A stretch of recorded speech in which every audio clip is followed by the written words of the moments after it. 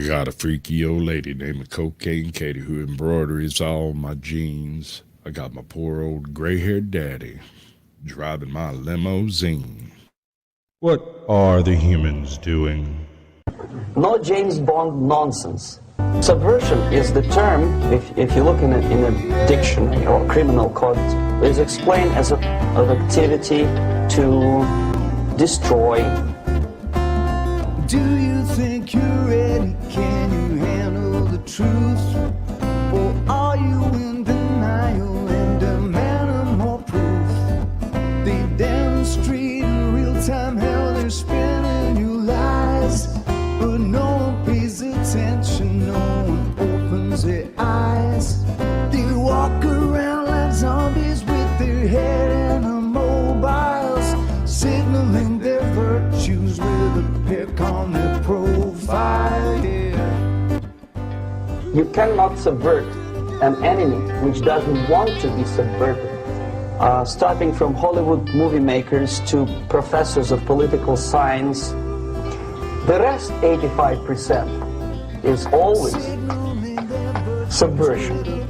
But according to the law and law enforcement systems of the Western civilization, it's not a crime. The United States is a receptive target of subversion.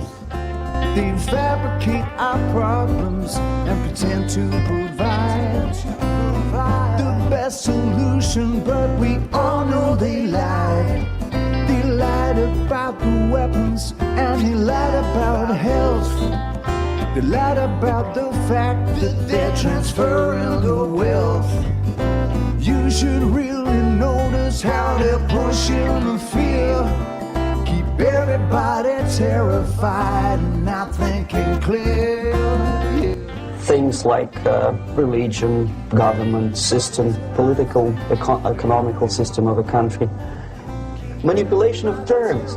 We think that subverter is a person who is going to blow up our beautiful bridges. Subverter is a student who comes for exchange, a diplomat, an actor, an artist, a journalist like myself.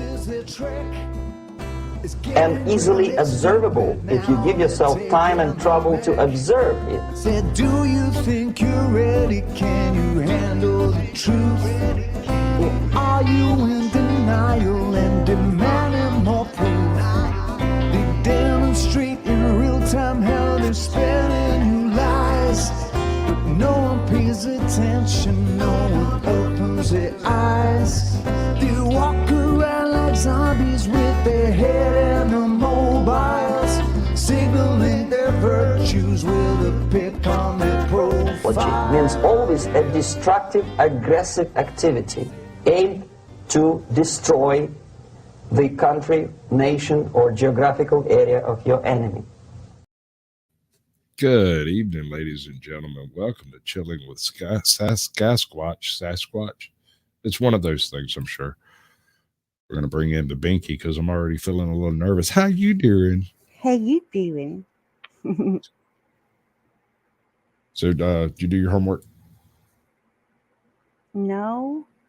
Sure you did. We did it right before we came up here. You sat there and Well, watched then, it. yes. Okay, yeah. Takes extra effort to keep people up to pace around here. Around here. You cannot stand up straight. I don't know. So tonight we're going to prove that the nun did it. Definitely. It was definitely the nun. We had a discussion on whether or not the nun was involved in a previous case where people were disappearing all over Protestant freaking Ireland. Hello, Yeah, Jennifer. I was thinking the nun probably did it. So I went looking for a nun serial killer, and I figured, it would make a pretty good role. Why not, right? What's up? Don't judge me. Good to see you. Just want that through chat right quick. You got a bunch of people over there. No, I don't. You got at least half the folks on two channels, I guess. Okay. I guess that makes sense. Smoking Auditor gets the gold. Claiborne County Transparency gets the silver. Do I get the bronze? I don't get the bronze, do I? No. Veterans Affairs Official gets the bronze. Welcome in, fellas. Good to see you. M's Mad World came in asking what a question. I don't know why. Question is, am I crazy? Yes. All right. I guess we got that figured out. What's up, Jenica? Good to see you. Good to see you. Standing tall, 7'10". Dude, if you're 7'10", you bet you shop at the really big and really tall store. You might need the Sasquatch name more than me. You can at least fake it better.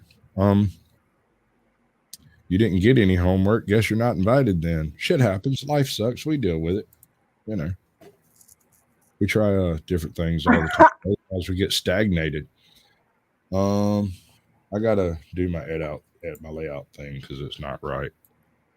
Gotta get some stuff up in here. Is that the one?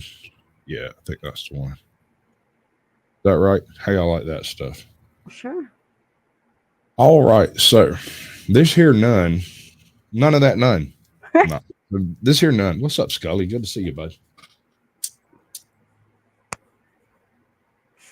This nun decided to pretty much single-handedly finance a monastery by killing off rich people, which apparently has worked since time memorial.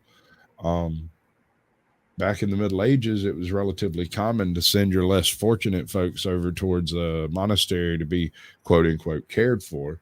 And half the time they ended up just getting buried or stuck in a freaking cell somewhere. And the monastery or whatever organization was taking care of them, they just take money, drink more wine, better wine. Which, if you ask me, is not a bad scale. Nothing. Mm-mm. It's like a sphinx. You're completely immutable. What's up, Princess OPD? Good to see you, girl. Welcome in. Janica Tingles. I could jack my mic up, but I'm not going to do it because it always goes weird when I do it. Hello, everybody. It's Dennis Bowles right there, folks. Y'all be careful. The mind stretcher has arrived. All right, so we're going to take this pretty much from the top. I'm going to let it play out about 8 minutes. This is where the first kind of chapter of it ends, and then we shall discuss amongst ourselves. How you like them apples? Yes, I like them apples. It holds true stories like you wouldn't believe. Fantastic. She's been dubbed the What's up, most Wallace? evil woman in the history of mankind. With both the appearance and profession of a full-time Mariam Solacutis deceived everyone around her for decades. Her main reasons? Money and power. By the end of her reign, Mariam Solacutis would be arrested and known as the nun serial killer. This is no horror movie script. This is, unfortunately, a very real story.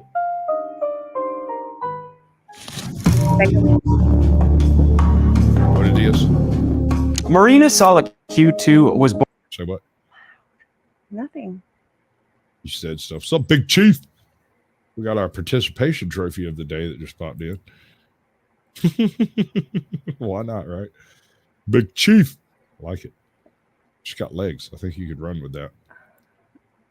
Yeah. Born in 1883 in Greece, belonging to an impoverished family. She didn't have much to look forward to, so she continued to work at her family farm. Despite her humble background, Marina had high aspirations. She dreamt of a life of wealth and power. Some accounts suggest that Marina worked at a factory to earn daily wages for her family. It's easy to imagine what kind of life Marina was living before she became a nun. Waking up at dawn and having a simple breakfast, or maybe no breakfast at all, depending upon the availability of food in the house. Working on the farm could not have been fun for a teenage girl. Getting a job at a factory would not have made things any easier. However, she did not lose her grit, or better yet, the rigor to become a formidable personality. Since Marina didn't have many prospects for earning, she chose the one path that could help her make her dreams come true. She decided to become a nun and join the old Calandrus church. Matthew Carpathakis was the head monk of the... How about that for a moniker, folks? Matthew Carpathakis. Did I miss a syllable? No. Carpathakis, right? Yeah. Wow. Can you imagine growing up with that name? Oh my gosh, the ice cream truck is outside. All right, I'll forgive you. Go, run quickly before you miss it. right? And it's a bang. I'm surprised you let me know before you ran. I know, right? Proud of you. The Calandrous Church. When Marina was 23 years old, the meeting took place when Matthew was having trouble accepting the tenets of the old Calandrous Church. He was completely alienated from the teachings of the old church and decided to start a new convent. As luck would have it, Marina joined Matthew when he started his sect called the New Calandrous Church, and Marina Solacutu became. I take it originality isn't exactly a strong suit in these fundamentalist types, because the old versus the new church. Is it like what if you decide to have another catechism? Are you going to do like Church 3, the churching? I mean, it's possible. I don't know, man. Miriam Solacutus. Who would know that the woman who took the pure name of Miriam would soon wreak havoc on the lives of the very people who followed and believed in the church? Of course, no one could predict what would become of the new Calandrous Church when Miriam took over. But the signs were not good. Miriam rose through the church ranks and soon became a confidant of the Archbishop Matthew of Viresnam. When Matthew entered into a conflict with the old Calandrous Church, Miriam was by his side. They laid the foundation of the Panagia Fefkuno Gotrisu Monastery, or I got to give this man a whole bunch of thumbs up. Let me tell you, he is really putting that tongue to work tonight. He's got it going on. What's up, Scrappy Dreams? Good to see you, bud. Yeah, no, I look for interesting stories that a lot of people don't cover, or I try to find somebody who covered it better than I did. That's the plan. Don't judge me. Yeah, no, I picked up on it. I just thought it was fun. I've cream truck. That's good stuff. Yeet, yeet, yeet, yeet, yeet. No. Don't. Yeet. Hey, look, man. I'm from the home of You yeet. can do this because I can't do it, but you can't do the yeet. Yeet, yeet, yeet, yeet, yeet. No. Who Kate, what? Wait, who? Where? When? Why? Why What's wouldn't I up, be able to go Joko? to Georgia, honey? There's no yeeting that takes place that wasn't birthed here.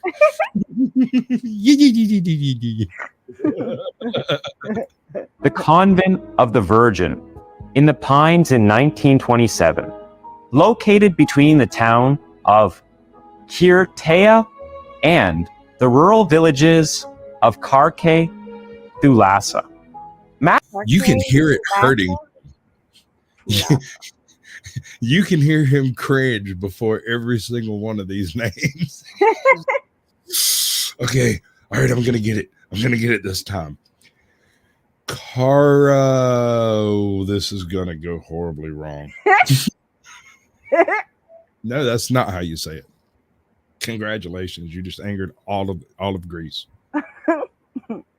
Matthew had been planning to set up his own monastery for the last few years, and Miriam helped to get him access to the land. She came into an additional 7-8. Dude, look at this place. Isn't that a little slice of freaking paradise?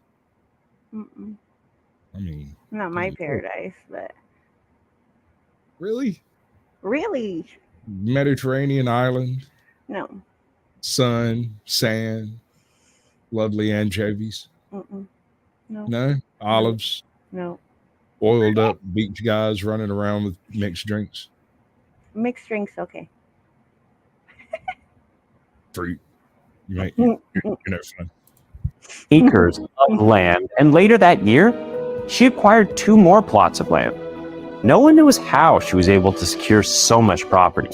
The Greek author Nila Koulataki, having reviewed long, sympathetic Matthew. I mean, I'm just guessing. I don't know nothing really, but just saying, none of that, none. If anybody can tell me the quote what movie that is a quote from, I'll give you the participation trophy for the night. What was the quote? White histories of the None of that. None. Oh, If there's another movie that says that specific quote, I might have to eat my hat, which is going to be difficult since I lost it several years ago. it's like you don't wear a hat unless it's on the other head. You see my hair, right? Now imagine a hat on it. I feel you. Right. It may take over the world later. It's feeling cute. monastery, there is no legal explanation as to how the nuns acquired the money to make these expensive property purchases.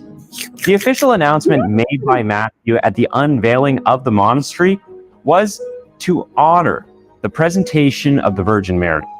However, the true reason for building the monastery was to gather funds desperately needed to support the old Calandrus movement. Both Miriam and Matthew were tactful in hiding their true intentions when they started this new convent. They were the face of honesty, integrity, and faith for the very people who were innocent enough to believe in them. Faith was indeed the driving force for the believers of the Calandrus movement. Of course, We have somebody famous Harry in chat. Potter. There he is. Oh, Woofy. Oh no. Yes, brother. Don't be a stranger, although you might be the strangest motherfucker here. Make stupid people famous is also here. He's here to make you famous, Woofy. Skadoosh. Is that Harry Potter?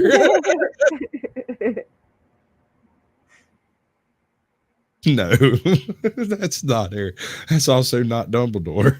So before we go down that road. Hey, yes, no. Oh, Woofy nailed it right out the fucking gate. It is a quote from Second Sight starring John Larroquette and Bronson Pinot. Yes, he is correct. Round of applause. And he gets the participation trophy of the night. Damn, I didn't know you were watching, dude, or I might have dropped a different quote. Cross-dressing nun. the movement would have continued to thrive if its proponents were as devoted as they seemed to be.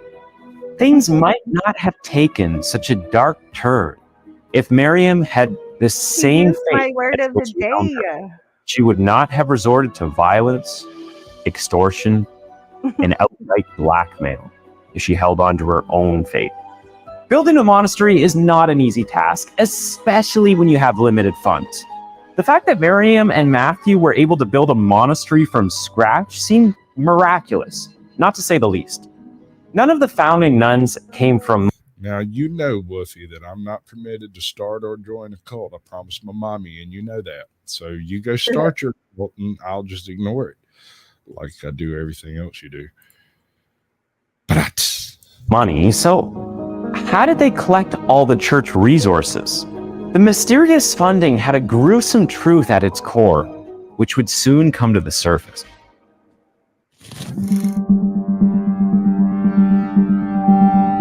all right, if that's running a healing center, I would advise against utilizing it.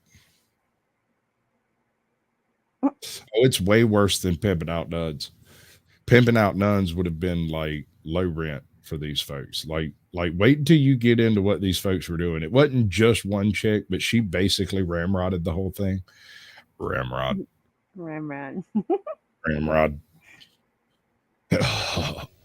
Yeah, totally score. The Convent of the Virgin in Pine was advertised as a healing center for tuberculosis, or TB. The monastery was built at a high altitude, and since there wasn't a cure for TB at the time, people who did not have the means to get medical treatment came to the monastery as a safe haven. People started to come to the monastery in throngs so they could heal. All right, bro, but only just for you. Ting, ting, Ting, walla, ting, walla, walla, bing, bang. Ooh, ooh, ee, ee, ooh, ooh, ah, ah. Ting, ting, walla, walla, bing, bang. All right, we good? Good. heal themselves, and Miriam welcomed them with pleasure.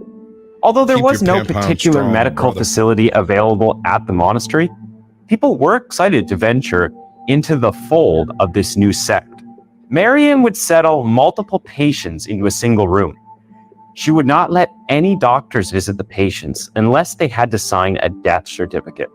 This negligent practice would have gone unnoticed if Mariam had not started another Giggity. gruesome practice at her monastery. Meanwhile, Mariam was enjoying the spotlight of the new Calandrus church. Archbishop Matthew was already aging when the monastery was built, reaching the age of 66, while Mariam was in the prime of her youth. She saw how Matthew ran the activities of the monastery. She had to take over some of the responsibilities when Matthew was taken to prison. After he came back, he continued on a All right, now, you folks can say I'm funny, but you fruits are way funnier in chat, let me tell you. Talking about them coming in throngs and thongs and not being quite sure which one it is. It's just nutty, fellers. You're streaking? You going naked? Okay, cool. I'll meet you there. I'll bring Hi, a chat. Gregory. Welcome. You got one for me, huh? Name the other movie about psych vibes. Jeff Goldblum, Cyndi Lauper. Yeah, vibes. Dude, you're fucking with the wrong one here, bro. Don't bring that shit in my house. Rejected. Rejected. All right. We now have technical issues to work through. Everybody, say it with me. spiritual journey as a Hiro monk. He would do 40-day fast and stay in isolation to get close to God. While Matthew was going through his spiritual journey with heavy metal chains tied around his waist, his apprentice decided to put others under duress. Little did Matthew know that the sweet-looking Mariam would turn out to be a tyrant in his own monastery. When Matthew was on his deathbed, Archbishop Chrysostomos of Florina came to visit him. The Archbishop wanted to bury the hatchet and possibly end the division in the Calandrus Church. Before Matthew could try to... Bro, that is one of my favorite movies of all time. Not because it's especially good, not because of the plot, not because of anything except for the fact that it's probably the rawest performance of Jeff Goldblum being Jeff Goldblum there is out there. And then there's Cyndi Lauper. She's pretty cute in it. Don't worry. Abby, You yeah. good? Yep. Sure. Positive. You should probably get that checked out. to say anything to Chrysostomos. Mariam barged into the room with all the nuns and told them to leave. We can only speculate how the healing of the division would have came about. We can never know what kind of effects it would have had on the future of the Calandrus Church. Congratulations. Mariam had snuffed out all hope for an agreement. Archbishop Matthew's health had started to decline in 1939, and Mariam was now in charge of the monastery. By this point in Matthew's life, he was only a shadow of his former self. He had to rely on Mariam to make important decisions, and soon left everything under her supervision. After waiting for 11 years, Mariam was finally given the title of Mother of Mariam. I got even money that I got most of that. I've got an awful lot of those. Probably that movie out at Pops in one of those boxes from when I was closing down the movie store. I have probably 5,000 tapes out there. It's ridiculous. Pretty sure I got a copy of Vibes out there. Of Kiratea. Her lifelong ambition of gaining control was complete. She was the abbess of the Fef Kunogo Trisa Monastery. She would wear the Greek-style cloth head covering, a black veil that covered her forehead and eyebrows. This piece of clerical clothing was only worn by high-ranking Eastern Orthodox nuns. She had decided to gather as much wealth as she could. She did not care what method she had to use to get the job done. It's hard to pinpoint exactly when Mariam descended into murderous wrath. However, it is evident that she started her ascetic practices soon after she became an abbess. Her strong character had evolved into a formidable force. She wanted to amass as much wealth for her monastery as she could. When the news of Mariam's activities was made public, she was named Mother Rasputin by the media. I was just singing that. Hakuna Matata. What a wonderful phrase. She's in my head.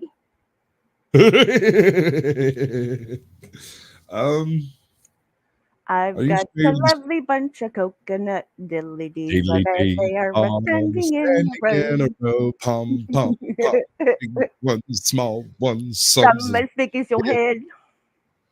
Sorry. Mufasa. Say it again. Mufasa. All right. Stop. This can be a whole thing. But Okay. listen, Yes. we'll do an after show and we'll do all of that trash. I'm trying to do a thing here. Yes. Okay. I mean, I understand Chad is entertaining and they're probably funnier than I am, but we're trying to accomplish something here. Do you want to build a snowman? Do you want to do some blood? Do you want to snort some yay? You want to do a line or two? Just me and you. Come on.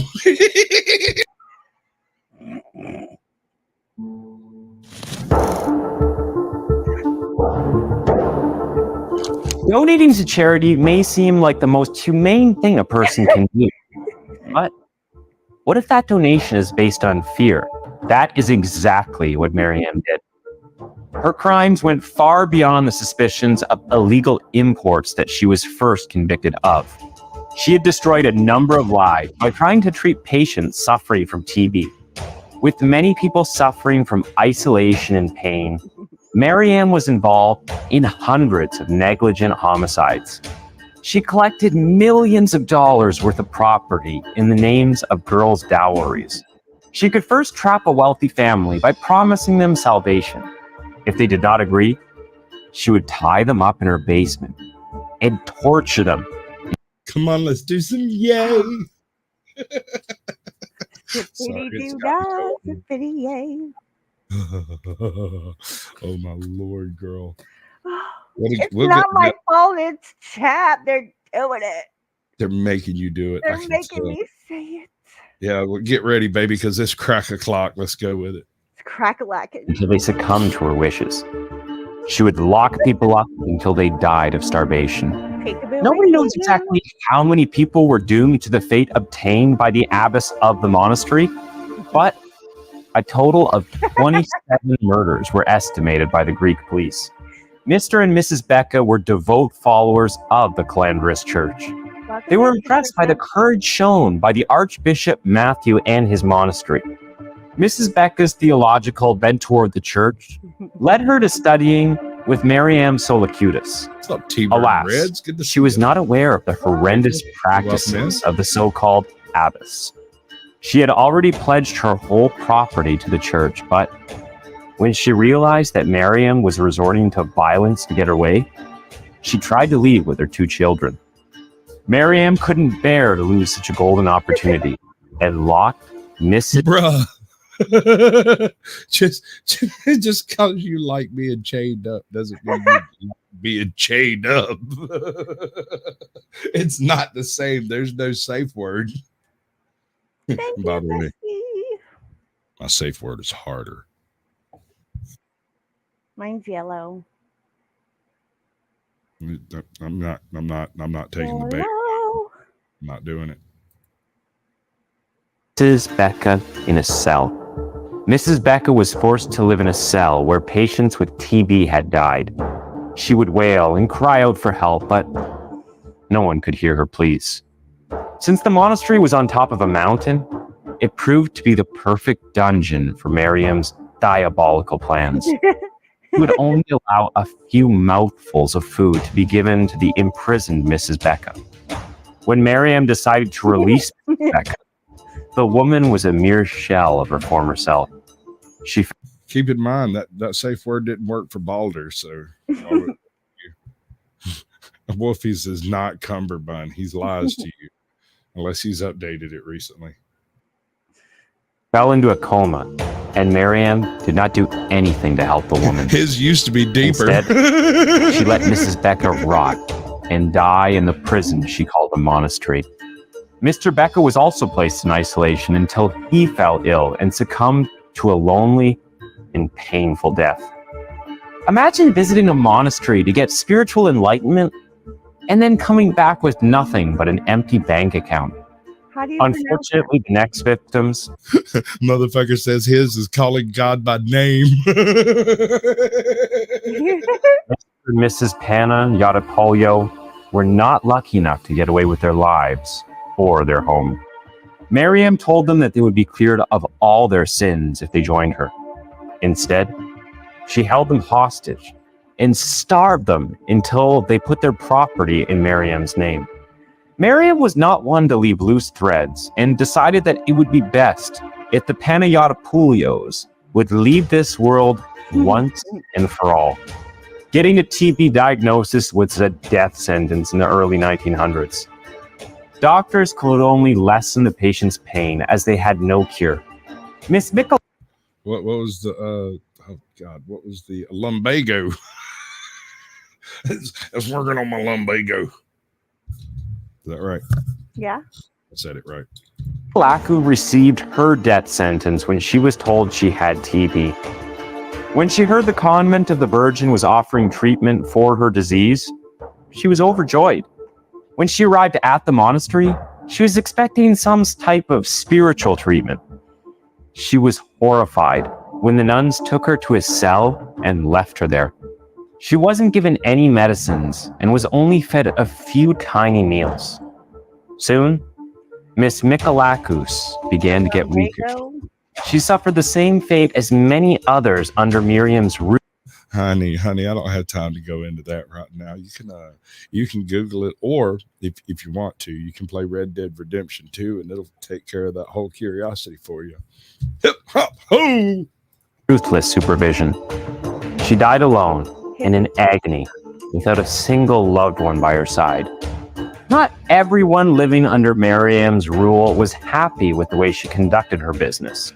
Sister Theodode tried to... Well, if you can get her to stand still long enough, you can put her out beside your driveway like a lawn jockey. Maybe she'll hold a lamp. If you dress her up like a pixie, you could put her in a garden and make her pretend to be a pixie. If you hollered her out, you could put your weed in it. I don't understand the question. I think lower lumbago is always sore since you fell off that ladder. Speak out against the abbess's cruel method, but Miriam was not one to take this lightly. She accused Sister Theodode of misconduct and ordered that the nuns should be beaten as a punishment. The rest of the nuns had no choice but to follow the orders. They beat Sister Theodode until she suffered an internal hemorrhage. She died on the spot because of the intense beating and had paid. Well, I'll tell you what, T-Bird and Reds, I'd much rather have a bottle in front of me than a frontal body. Let me tell you. Her penance for disagreeing with the abbess. Anyone who tried to... What is April doing? Tell me. April is over at Fire Phoenix. Makes stupid people famous. Oh, that explains everything. What's up, Mid-South Sasquatch? Good to see you, bud. If I could find my mouse, I would like highlight your comment and stuff because that's what we do over here. Hello, darling. I'm not going to be able to keep up with Chad anymore. We're just going to Well, try. I keep telling you just when we have shows together to put me on your StreamYard so I can help you, but no. I'm a moron and lazy. I do my own thing until it breaks, and then I ask for help to fix it. You know. Welcome in, Scotty Waddles. Good to see you, Scotty Waddles. To stand against Mother Rasputin would face her wrath. Sister Maria also spoke out against Marianne and was punished with a ruthless beating. There's a couple. When she arrived at the hospital, she was injured beyond recognition. She had internal bleeding, with her vital organs damaged. The doctors tried to save her life, but no form of medical treatment can compensate for the brutality meted out by Marianne Solacutis. Sister and the nuns. Nuns might be the most vicious creatures on earth. I mean, as far as penguins go, they're certainly the most vicious. Nothing. Okay, I'll try again in a minute. Maria took her last breath and was finally released from the clutches of the Calandras Church.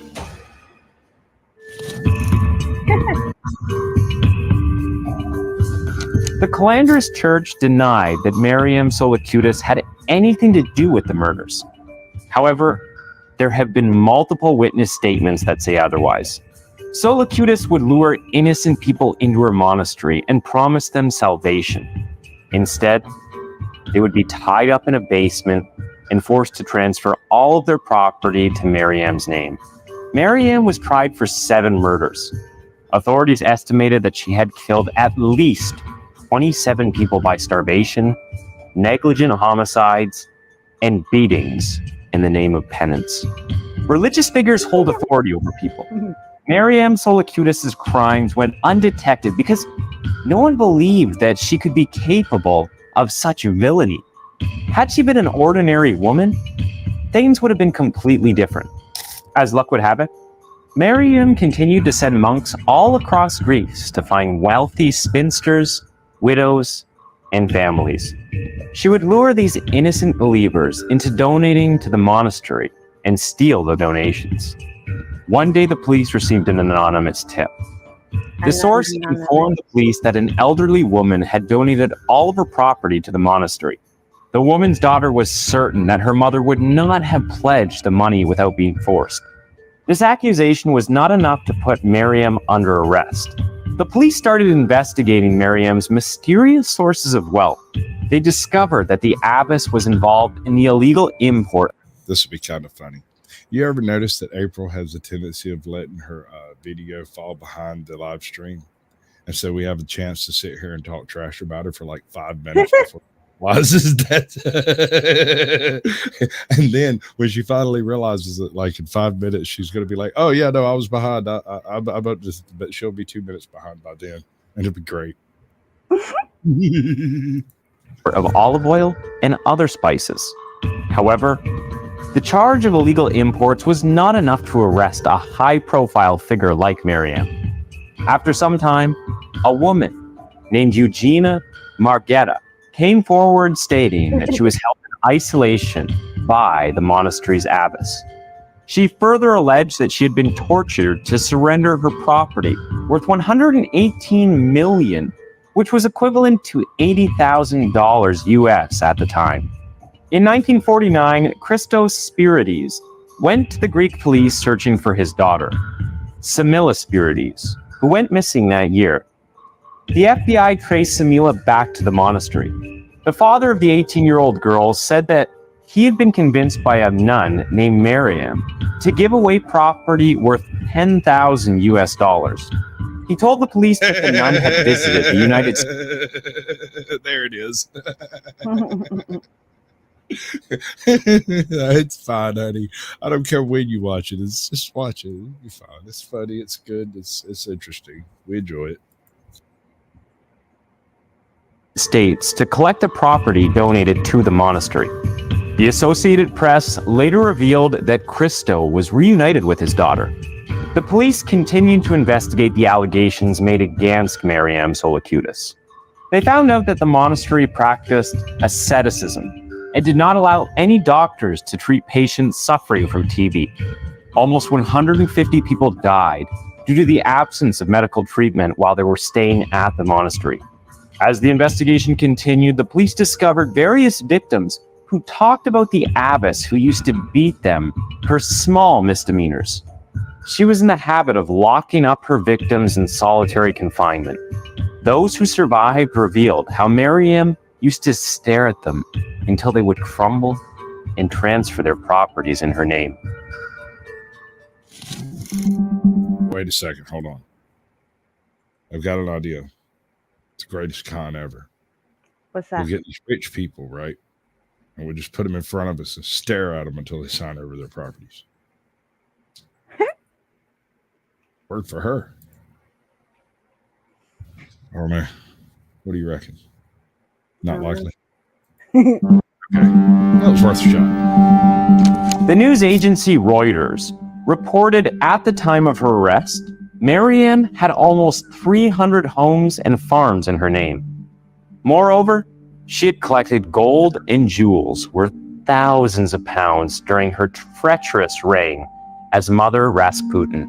On the night of the 4th of December, 1950, when Miriam Solacutis was sound asleep in her magnificent chambers. The police entered the monastery. A total of 85 police officers searched the grounds of the monastery. They had anticipated the murders committed by Mariam and brought a deputy prosecutor, a judge, and a coroner with them.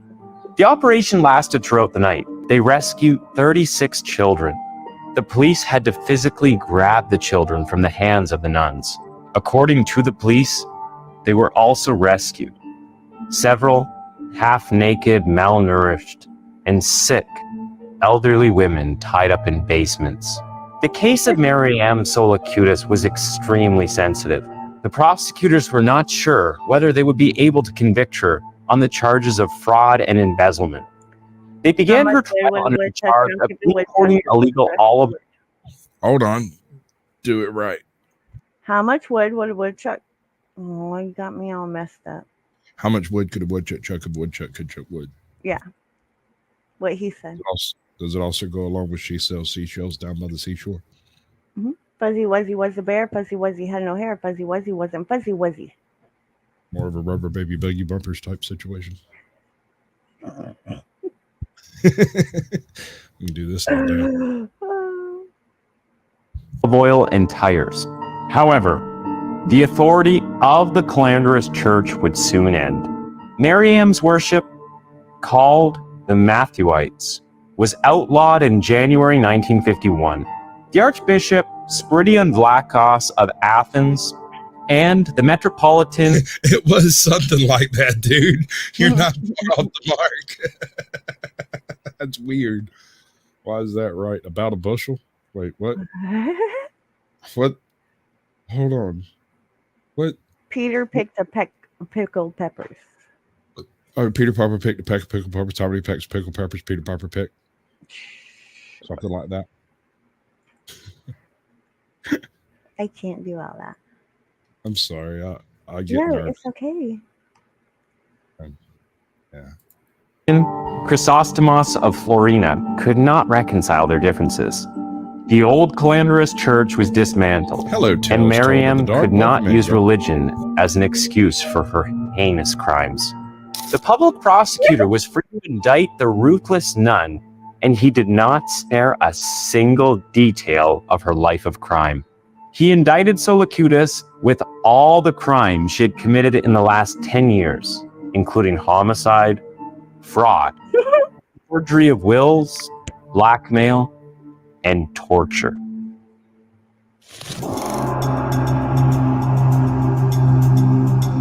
Solacutis continued to portray herself as a pious nun during her trials.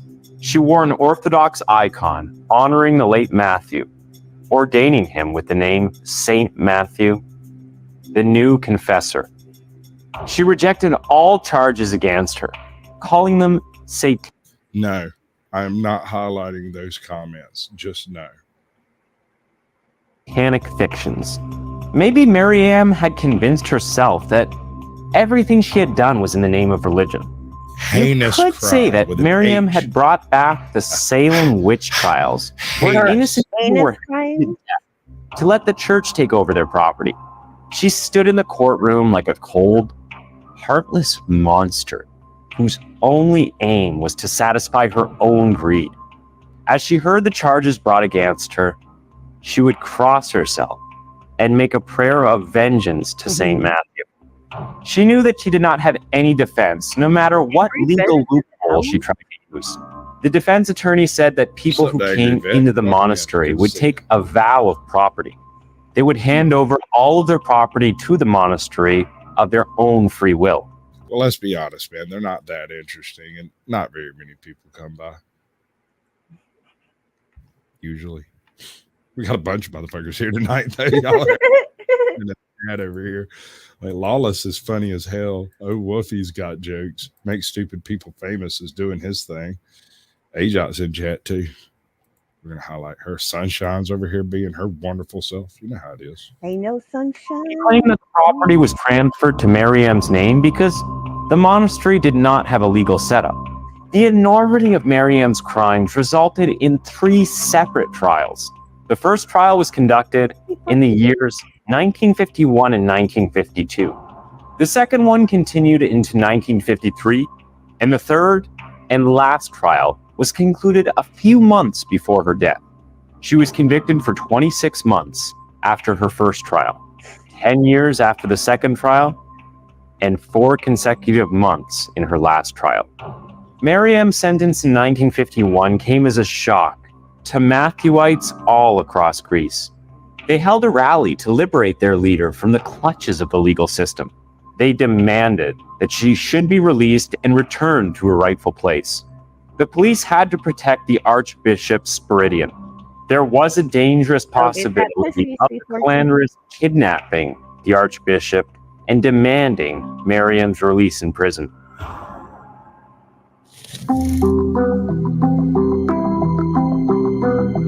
Maryam Solacutis was incarcerated in the Avrov prison located on Alexander's Avenue in Athens.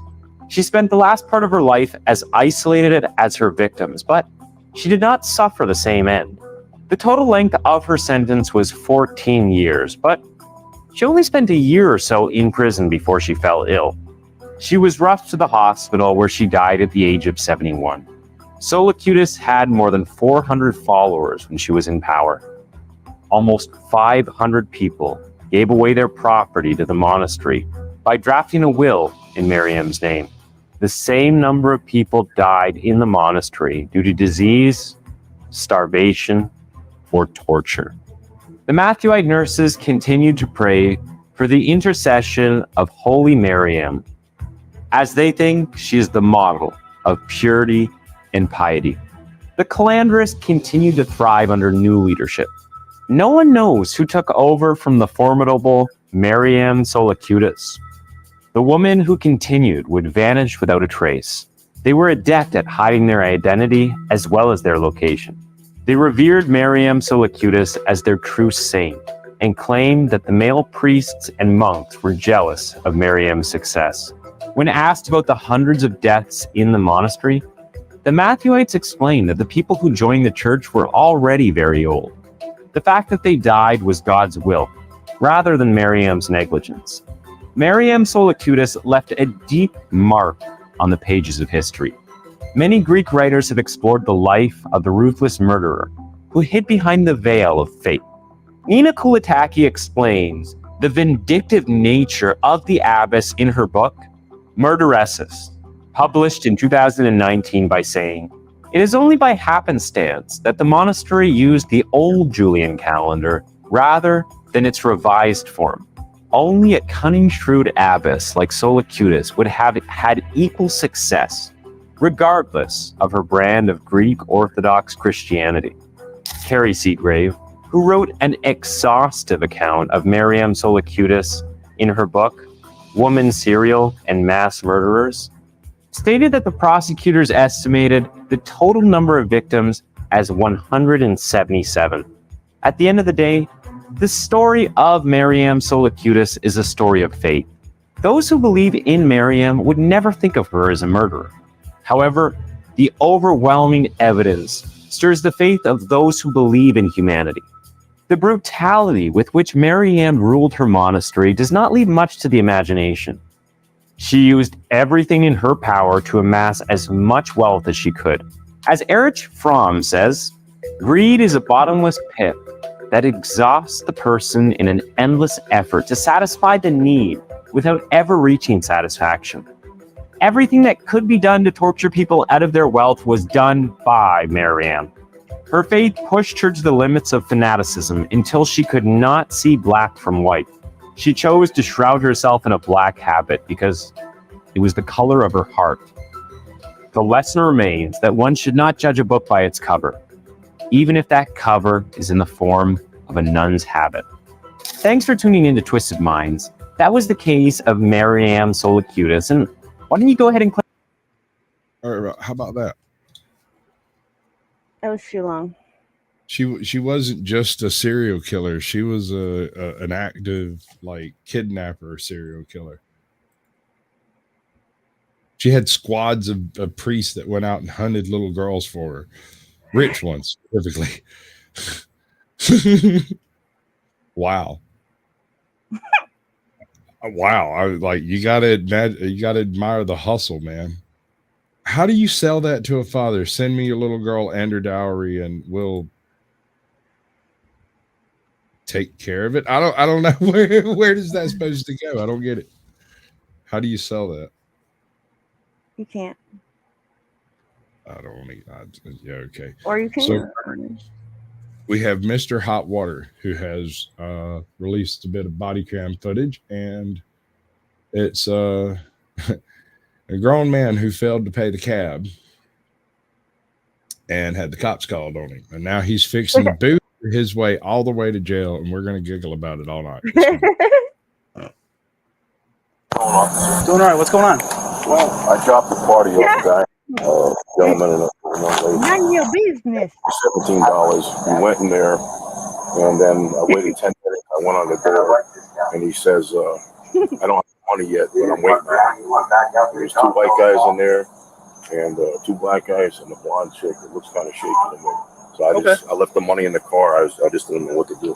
I got you. It's So my first night. the $17. $17. Who was the person who organized the ride? Do you know the name of the person? Hold on. Hey, Mike. Mike. Transit fare evasion. Mike. Yeah. What was the name of the guy that gave the ride to? Demetrius. What is it? Demetrius. Demetrius is what he said. Is he a white guy, black guy, Black Hispanic guy? Black guy? You know that guy. You're good. 2 of them. There's 4. Is it that guy, the private eye? Member. Berries? Members. Don't tempt me. Why would you? 4 people inside apparently. It's 2 whites, 2 blacks. How many people were in the car? How many people were in the car with you? Don't matter if you're black or How white. many people were with you? What are you talking about? I can't understand you. I said it don't matter if you're black or white.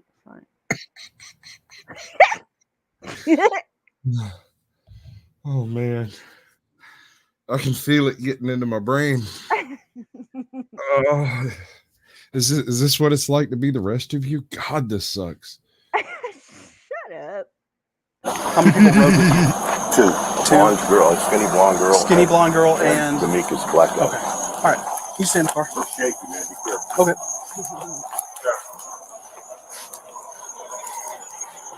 Careful. Hey, what's going on, man? Hey, this is here. Some money for cab. Yes, the dude needs to charge his phone to get his cash app open. Okay. I'll send it to him right now. Okay. I'll send him if out you here. can come right out now. or whatever, tell this guy.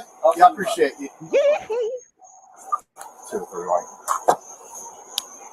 Flashlight's not working anymore. It sucks. I love this light.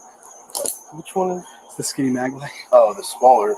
That's the new one you just got. Yeah. It only works like every 15th click or something.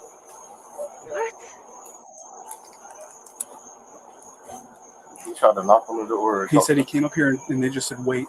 Okay. I appreciate you, man. Oh no. Yeah, because he freaked. Yeah. It's his first night, man. So he's never dealt with this before. I'm trying to get him to catch up the money because I got nobody here had the cash. That's it. Yeah. If you go tell that to him, man, please. Yeah, I told him the first time. I know Mike and all of them. Man. I know Mike and all of them over there, man. No, Woofy, you look like you dropped common loot. Yeah, I appreciate you. I didn't have the cash on me. I got you. Yeah, so I guess yeah, man. I appreciate you, big dog. I hate to bother y'all like this. Welcome in, John Eagle. What's up, John Eagle? Good to see you, bud. Welcome in. Always welcome. Always a pleasure. All right. Well, I mean, there's just 5 people there. Nobody's got $17 and 5 people, you know? All right. I thought they would. I mean, you know, when you call for the ride, you should have the money. No, I understand, but I just felt a little shaky, you know? Nah, just so you good, my brother. I know Mike and Cassell. All right, I understand. Kim, I know all of them, bro. My first night on the job. Yeah, I know Kim and all of them, bro. I had Paul take me out earlier, and he goes, take it easy on the brakes. Take it easy on the gas. Sorry, Paul. I'm used to. I got an old car. I got a 2000 CRV, and you gotta put a little pressure on the brakes. And I apologize, sir, but I didn't know what was going on. That's it, brother. But let's be honest. If you're not on a list nowadays, you're probably not living right.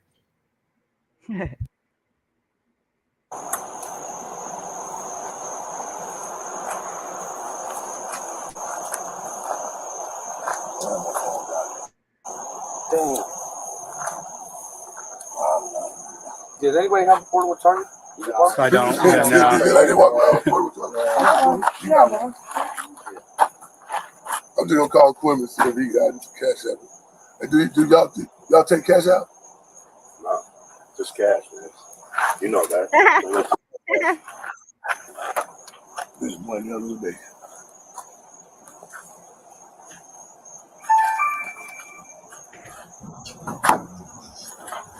Roy has his cash out card if you want to send it to him. No, I got my cash out card. They only take cash, yeah. I know. No, but I know they drive it to the gas station to get somebody. I got you. I knew at least that. Let me call the dispatcher. I don't know what cash out is, man. I'm old school. I just learned how to use it myself. All right, so everybody's being very reasonable so far.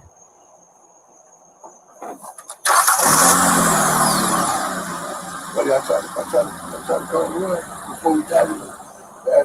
You take cash out.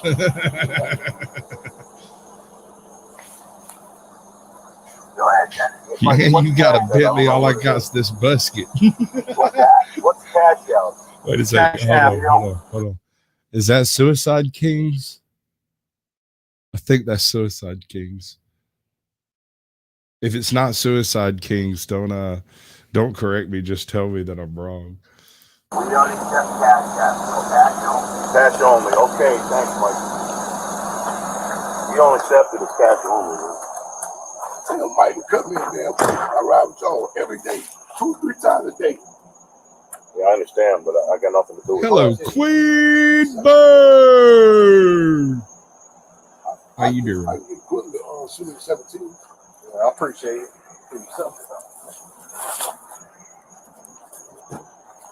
I tried to call this dude here and ask him if he had 17 before I got him, but none of them answered the damn phone.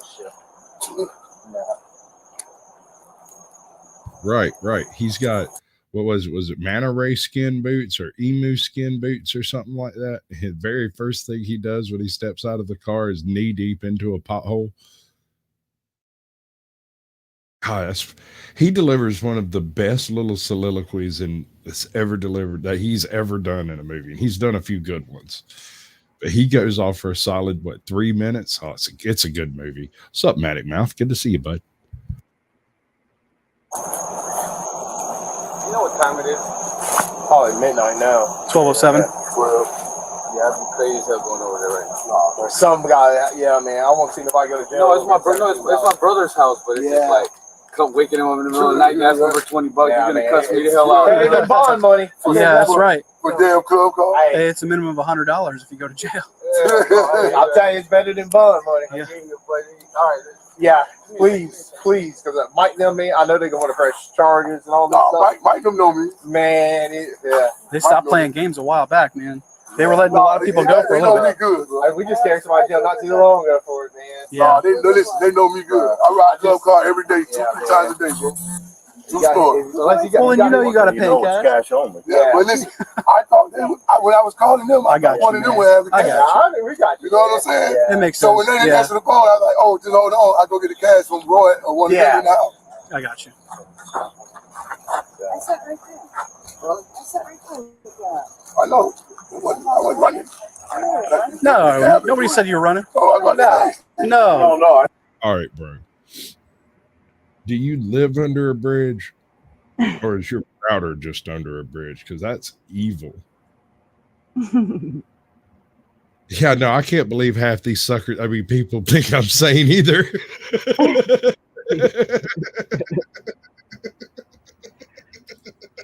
I put my phone on the charger. You know, I've been around. I didn't know what was going on. I felt a little twitchy. When I came to the door, I looked a little. Yeah, no, I got you, man. I'd rather you call us. What's up, Yeti Life? Welcome in. Good to see you. What, yesterday? The day before? Dang. The club car. Dude, you spent a lot of money. We keep this up, we're going to have all the humans outnumbered. So my plan is working perfectly.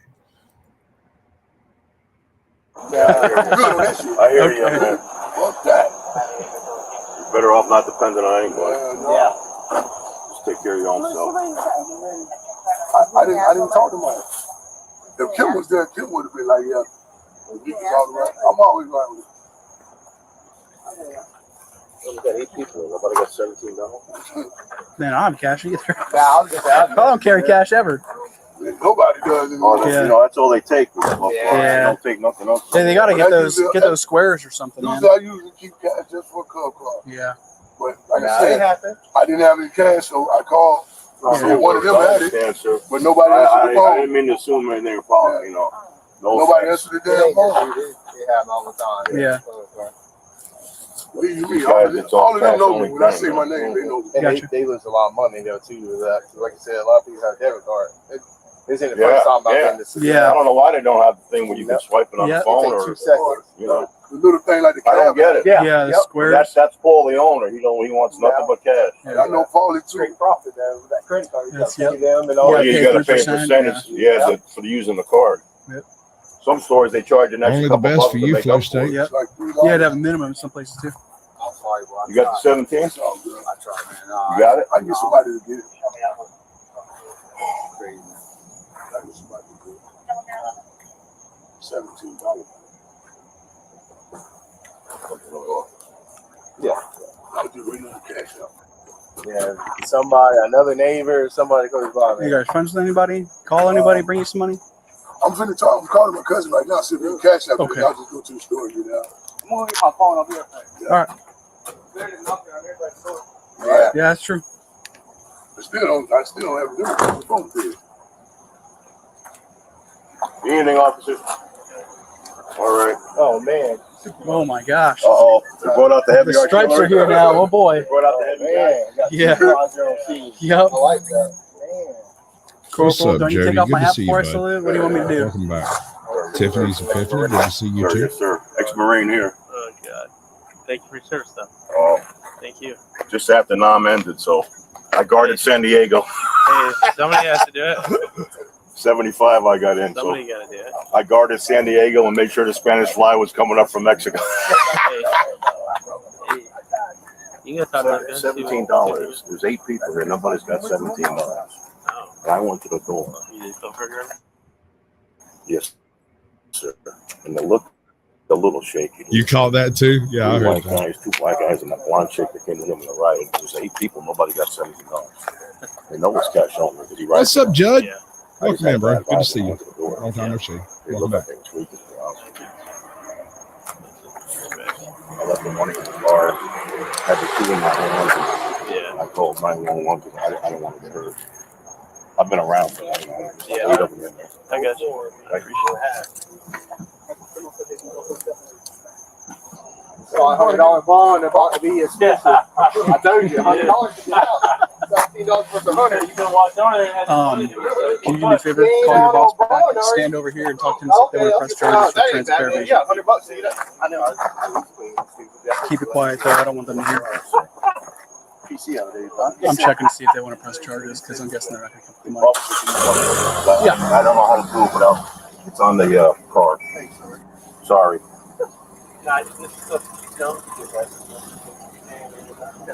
Can you hold that phone that's sitting there in your hand? I don't know how it works. This, That's Stargate Atlantis,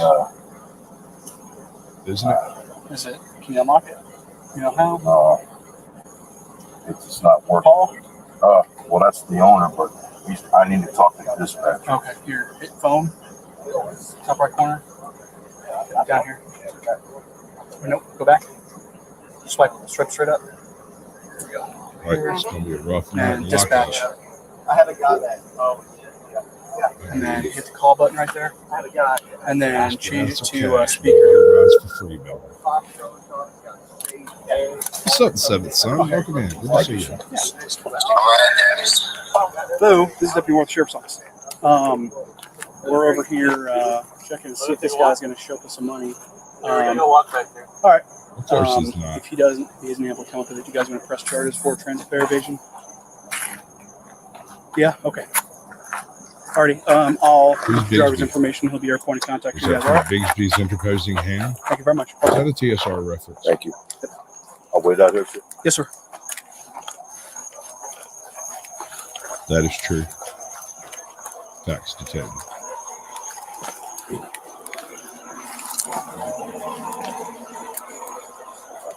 He said 10:15. We're gonna see about the whole. Yeah.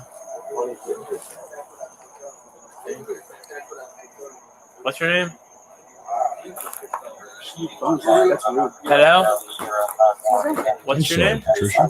Lisa what? Straya. I'm Straya? glad to see you. Straya. Just the Straya. same. Huh? You spell that? STROYEK. BROKE. Y'all get cash or? What's taking so long, dude? There's cash in your phone? Well, he over here trying to get some shady white. You gotta girl. call somebody to get cash over here? I mean, That's if you the ain't got danger. cash, just say it. No, we don't. No, Why would you That call girl a thing touch you. then? no, we had it.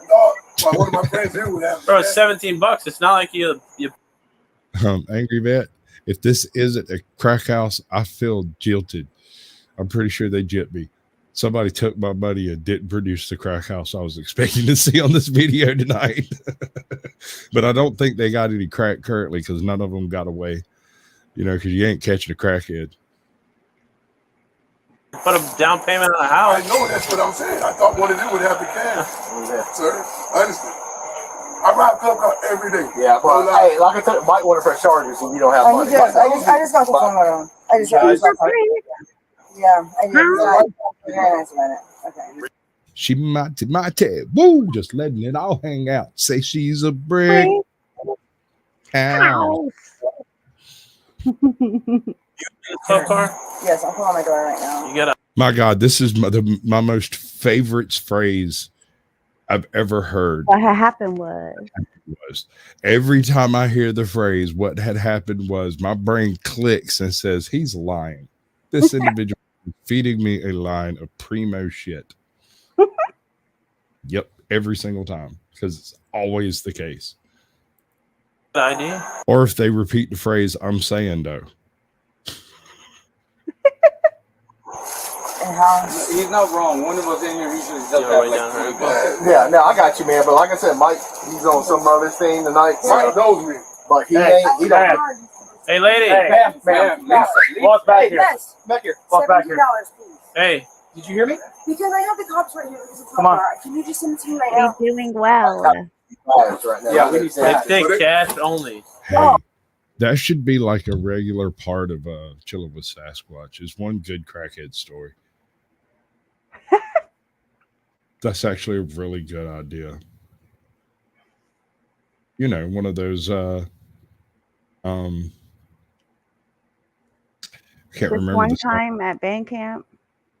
Yeah, right. Yeah, no. It's a cheeseburger pimp.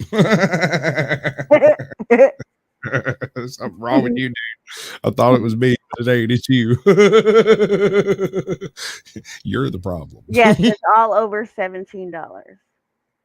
Yeah, no, this dude's seriously fixing to go to the tank for $17 because he come over and tried to jump some cheesy hooker. Right? That's what's going on here, right? I mean, that's what I see happening. The smoking auditor generally has the dope on it. He knows all the dirty, grimy back street lore. Maybe we should get his opinion of what's going on. What The you meth think? alligator. Yeah, really, I really want to do Meth Gator. I think I could direct that better than anyone else on earth, except maybe an actual meth head who would just smoke up all the profits and run away. But we don't want that. We want the movie.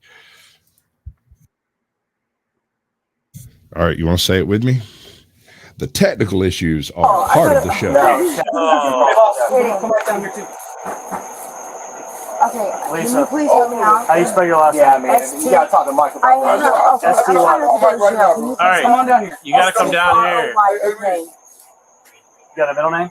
Yo, I'm coming, sir. I'm Like trying now. to get this settlement done. My phone's dying. yeah. What's your stuff? I'm familiar with who you are, but Hey, what's your telephone number? Somebody just bring me $20. Can you call them? like that's Somebody crazy. help me out. I got because I'm not trying to go to jail for $17. You guys work? You guys have jobs? Yes, I'm working through the tree service. What is that? Tree service? Trees? How much do you make? 2213. All right, let me call. You what? If they could come up with $17, this man would not go to jail tonight. And there were 5 people. What? No, the thing is, there's $17 there, but they're not giving it to him. They don't want get him it. there. Every day, it's a getting closer to taking a bath with my fucking toaster. Right? Let me call Grandma. Can you call her? Well, not quite almost as much as me. All right, Aiden. All right. That's almost as much as me, but it's not quite. Every week? I ride with them every day, bro. To work. So you know better. I just talked to the guy. I disagree. There's not an entire pallet in that porch. Those are cinder blocks, bro. Like, there's no pallet here. There is no porch of pallets. No pallets of porch either. I mean, is that a measurement? Is that like a desk of cheese? Where are you getting these measurements from? I'm so confused. Those are cinder blocks, bro. 8-inch blocks with a couple of 8-inch blocks and some 4-inch blocks at the bottom. I didn't have any cash on me. Well, you can't just call her. First is Lisa. You know, just for those of y'all who don't know, I would sue this landlord post haste in a hurry. I'd have me a brand new set of steps dropped in right there, like immediately tomorrow morning. You can't rely on other people. Bro, you gotta have it in your pocket. I really know I can get the cash, bro. Yeah, we all can get the cash. I can pull $17 out of my pocket too. Hey, you ask your brother and tell him I'll give it to him in the morning. Just so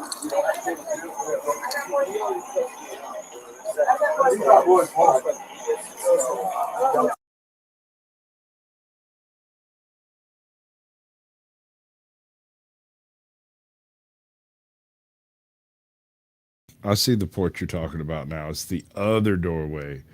Apparently, there's another one just off camera to the right. I think we're fixing to come up on it. Oh, no, there it is right there. But we really can't tell that. I think that might be insulting to pallets everywhere. Now that I look at it. You live here? Mom. You live here? no, Mom, I need you right now, please. I live in the island. Mom, listen. No, I'm trying to listen. I need $17. $17. Yeah, I got it's $17, right? Hold up. I'm doing the thing. See, that's my baby. Right there. Yep. You're silly. No, it's going to become right. It's going to become truth by default of being repeated so often. You know, like the ancient gods used to. But I'm just, I don't know. Flow state, my only vice is cannabis. What says that's a vice, bro? Like, why can't you just be high and me be high and we not getting each other's way being high? Baby, no. Damn right.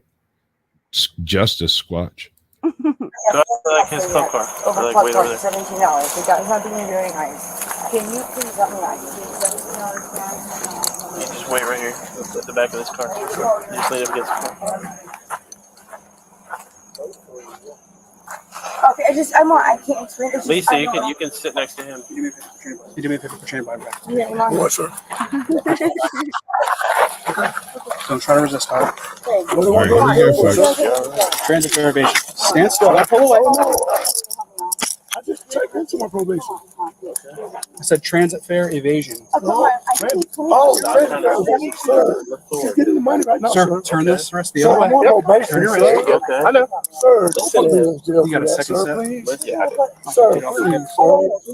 I'm not trying to leave. I know. Hey, he's going to get the money right now. Look. Louise, please. Please, Louise. He's getting the money right now.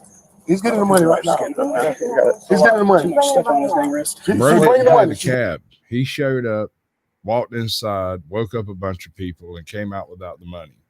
Homie driving him there called the cops because that's what his boss told him to do. So now they're standing on the side of the road trying to find $17 for this man to stay out of jail for the night. Bring them up. Bring them up. Thank God. It's not necessary, sir. Tell him, Miss Connie. She's gonna bring the money. She's gonna bring the money. She's right there. Don't need to worry about the money. She's bringing the money, sir. She's bringing it. I wasn't bucking the fair, sir. She's gonna bring the money. She's bringing the money. Come this way. Come this way. Come this way. Come this way. My aunt's bringing the money. Come this way. Please, sir. Come this way. She's bringing the money. Here, you see her? She's bringing the money. Hey, hold on. I swear. Hold on. She's bringing the money. Yeah, she's bringing the money. She's bringing the money. He coordinated right. Yeah, come on this way. Come on. You know what I've always wanted, bro? I've always wanted one of those turtle suits. I don't want them to put me in a turtle suit, you understand? I would just like to have one to wear around sometimes. No, don't ruin my life like this, sir. I go to work every day, bro. Please, sir, I'm begging you, man. Hey, she's bringing the money. She's bringing it. I'm not going to do it. Stop here. She's going to bring the money. Hey, spread the money. She's going to bring the money, sir. Don't say that. Hey. Well, let's be honest. Looking at the quality of construction in this neighborhood, I would be willing to give you dollars to donuts that Uber does not show up over here. Talk this way. Stop yelling. Let me grab some gloves real quick. Oh, he's got gloves? I wasn't. Hey, can you search him for me? Harvey, you got gloves on. You mind searching him? Can she bring it, please? She's bringing it, sir. She's going to bring it. You got his info? She's going to bring it. I didn't get the driver's license yet. Sir, please. You don't have to do this, please, sir. You got anything in your pocket? No, sir, I don't. We're talking to 4 cops who work very hard. Please, tell Miss Connie to bring it. She's going to bring the $17, sir. Please, sir. I'm on probation. Sir. Hey, she's got a point there. You might be onto something. His friends might have sold him the fuck out. You might be right. They'd be like, yeah, we got you, bro. We got you. Donnie say he got it. And then right before he show up, Donnie cut out somebody else's house over y'all to be like, I ain't him. Right? You might be right on top of it. Homie was just looking for a free buzz. Probably some of that white chick too. It's not a lie. Pocahontas. That is right. Is that like a Pokemon? Not really here. What is up, sweetest? Welcome in, Jared Dixon. Good to see you. I gotta watch that stutter. It ain't safe. Gotta be real careful around here. I didn't, sir. I was not trying to evade the tax. I swear to God, man. It's called transit fare. I wasn't trying to evade it. What's in this pocket? Just chapstick, sir. I wasn't trying to evade it, sir. Only saprophytes and parasites in the trap house, bro. Saprophytes and parasites. You want to come up here? We're fixing to get into a totally different topic in about 10, 12 minutes. Please don't give me a chance to get the money, man. We did give you a chance. What do you mean? We've been here for 30 minutes waiting for you to get money. Listen, I was trying to get it from one of my friends. They didn't have it. She's going to bring it. Can you call Mike and tell him she's going to bring it? We don't care. It's over. It's over. Please don't. Please don't do what? Don't buy a thing you can't pay for? Sir, you probably should not do that. We should probably be saying, don't do that to you. I didn't. Well, then you know better. Don't say you don't. And your information. You just think that's smart. Sir, because I wasn't trying to do that. You had to get over here. Sir, then you just hope somebody has some money for you. No, I thought they would, sir. Please, sir. Hop on up. Get in there. Man, I'm begging y'all, don't do this. Get in the car. I'm going to charge you for resisting too. Sir, it's going to take all that time. Get in the car. Get in the car. Lisa. Get in the car. This time, get in the car. Lisa. Get in the car. Man, why y'all do this? Get in the car. You're a grown ass man. Let's go. I'm going to violate my probation, sir. It sucks to be you. Resisting if you don't get in the car. Let's go. Oh, don't do this, sir. Please. Okay. I got you. Please, sir. 95. Legs. Please, I'm begging y'all, sir. I don't know whose book this is. This one. Take it. Chapstick and that. Yeah, you can put it on if you want. Hey, don't hit yourself on there. You're gonna get hurt. Gotcha. Officer, don't do this to me, sir. Oh man, why y'all do this to me? I'm gonna get the money. See what I was gonna bring it, sir. I thought my friend had it, sir. Going out 10:15, 10:15 with CJ. Stop breaking that stuff. He got it, sir. He got it. Stop. He's got it. He's got it, sir. He's got it, please. Sir, please don't do this. He got it right there, sir. Sir, he's trying to give him the money. Oh, wait, he might have a point there. When he showed up, he had $25. He walked in and gave them the $25, and they left him hanging on the crack and the cab. You might have figured it out, dude. Bonus. Trying to give him the money. Don't do this to me, officer. Sir, please. I'm not a bad person, man. Nobody said you're a bad guy. You just evaded a transit fare, man. You can't do that. Sir, I was going to get the money, sir. I just thought they had it there. My aunt was going to bring it, sir. Please. I'm begging you, sir. Don't do this. Sir, officer, sir, please, sir. Don't do this to me, man. I got a family, sir. Sir, please. Oh, my God. Please. I mean, you're in the car on the way, dude.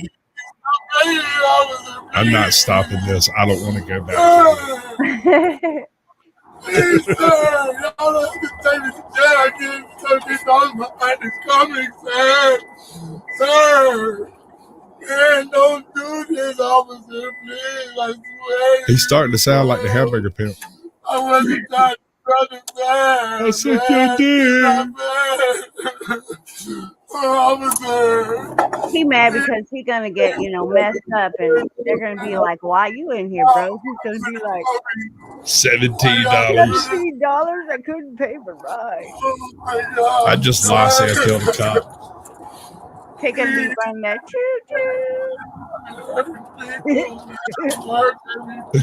Right? This is we're going to hell. I'll save you a seat. Get you an ice cream cone. Oh my God, why?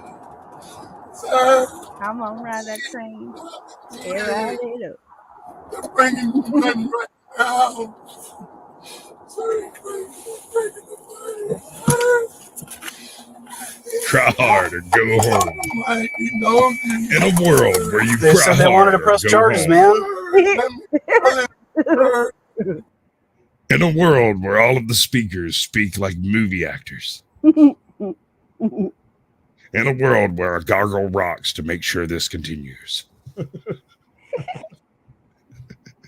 Bringing the money. Sir, please, just give me a chance. I get the money right now. My aunt's coming.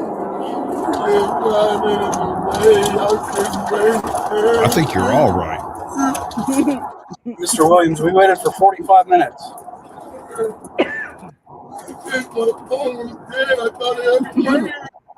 Well, you know they don't accept Cash App, too. I mean, come on.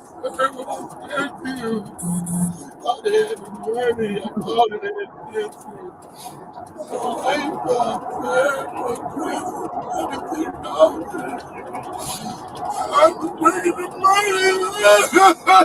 Oh, man. For real.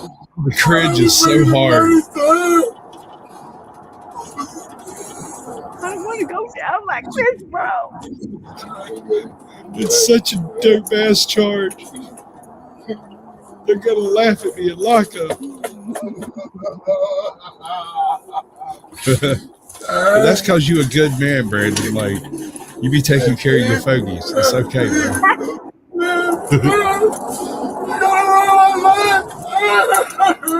Oh my God! No, God,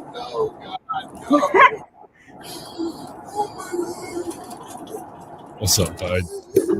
See this madness? Dude, the cringe is insane. What the fuck is wrong with this dude? He just wanted a little bit of that white girl, and he didn't have no cash. So I guarantee you, he called her up, was talking about the smack about how he's getting paid in the morning, right? And little Donnie, little Tony, little Tyrone was over there. Was like, yeah, man, I got him. He my cousin. I got him. And then as soon as they got off the phone, little Tyrone went down the road to his little homie's house and said, I ain't there no more, right? And then when he gets there, he just got hung out to dry because ain't nobody there got time for a crackhead. Look at them. They got their old drugs day after. So I didn't see the whole thing. He's getting arrested over $7. That's it, right? Not paying $17. Why the fuck is he crying like that? Unless he's got like because he's going to prison for his 17 PO will not violate him for that. I mean, you have to really have a bad relationship with your PO to get sent to prison for that.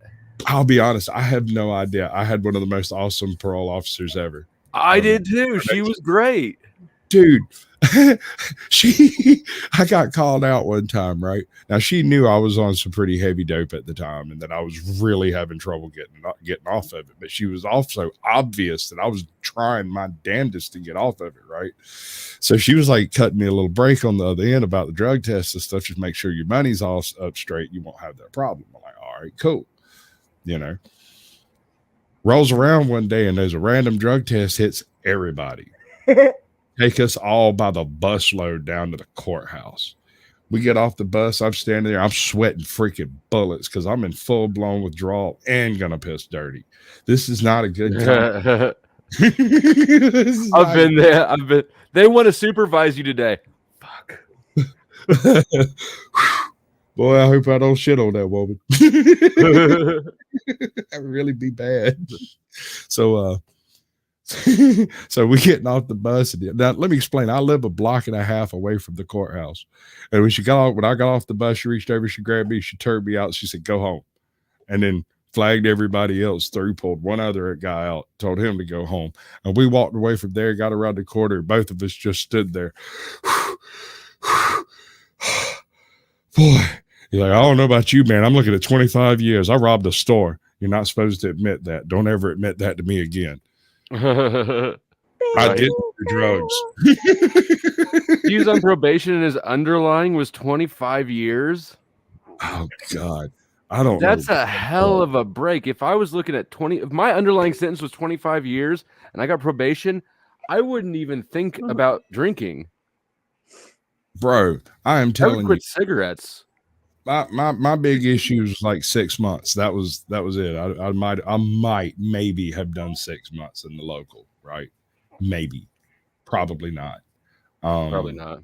Probably extended probation. That would probably been it. But homie done a 3-year stint, and that's why he's out.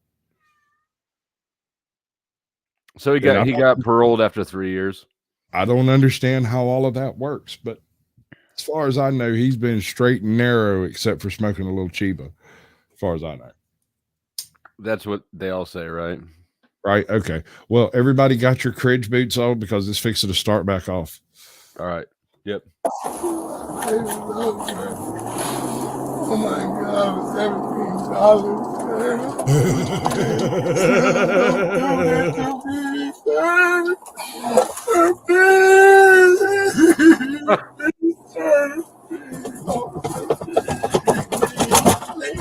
This cop is savage for uploading this whole thing. He didn't do it. It's Mr. Hot Water. Back in the day when I was young,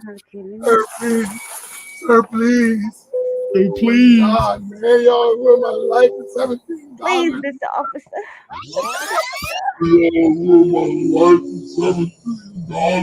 Well, that's savage. That's savage.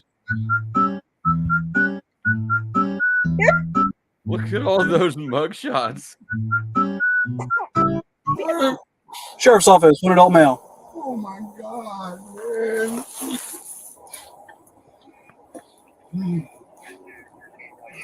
Sir.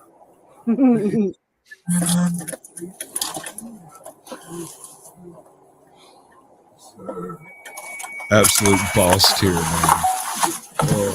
All right, listen, I got to take off some gear and then we're going to get you inside, okay? King of Future Rebel, Indian River County Show, these recordings will now end. Who is charged to what? What? Wait a minute. What? What are we going back to? Right there. 60 days in jail. He And bailed what? out later in the morning. A bench warrant was issued on June 13th. He was arrested in the next county on the 22nd. Another bench warrant on the 25th. On August 3rd, he was finally arrested on the warrant, also for aggravated battery with a deadly weapon. Oh my goodness. The victim says she was stabbed in her thigh. I'm so sorry. D'Amica entered no contest. Maybe it was the bitch who wouldn't give him the $17. Maybe he went back and got it out of her. Should have gave me the $17, bitch. You said you had it. Why was you lying to me, bitch? Just as long as that bitch got my money. Butt crack is quite good. You might think so, bro. That's some of that army stuff, ain't it? Are you Marine? You chewing on crayons over there? What's your favorite color?